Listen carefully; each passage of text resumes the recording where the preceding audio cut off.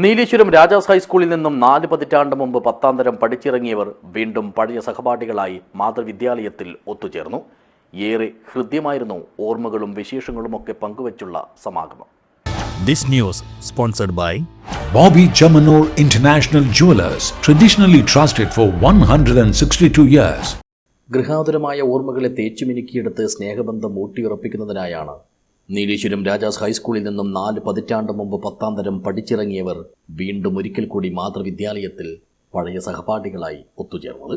വിവിധ സർവീസുകളിൽ നിന്നും വിരമിച്ച് വിശ്രമ ജീവിതത്തിലേക്ക് കടന്ന കൂട്ടത്തിലുള്ളവരെ 1984-85 കാലയളവിൽ ഇവിടെ നിന്നും SSLC പഠനം പൂർത്തിയാക്കി പടിയിറങ്ങിയവരുടെ ഈ പുനഃസമാഗമം ഔദ്യോഗിക ജോലിയിൽ നിന്നും വിരമിച്ച 14 പേർക്കൊപ്പം സഹപാഠികളുടെ മക്കളിൽ കഴിഞ്ഞ അധ്യയന വർഷത്തെ SSLC +2 പരീക്ഷകളിൽ വിജയം കൈവരിച്ച വിദ്യാർത്ഥികൾക്കും പരിപാടിയിൽ അനുമോദനം നൽകി.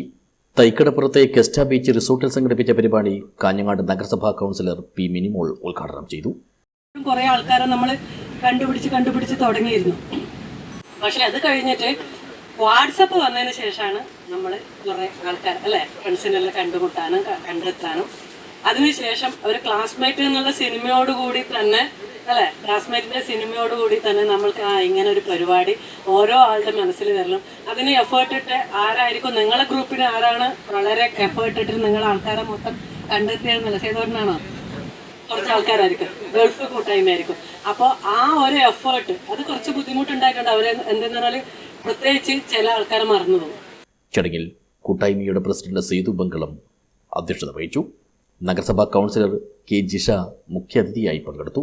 പി മധു സ്വാഗതവും CK ചന്ദ്രൻ നന്ദിയും പറഞ്ഞു. തുടർന്ന് വിവിധ കലാപരിപാടികളും അരങ്ങേറി. News bureau, Nileshwar.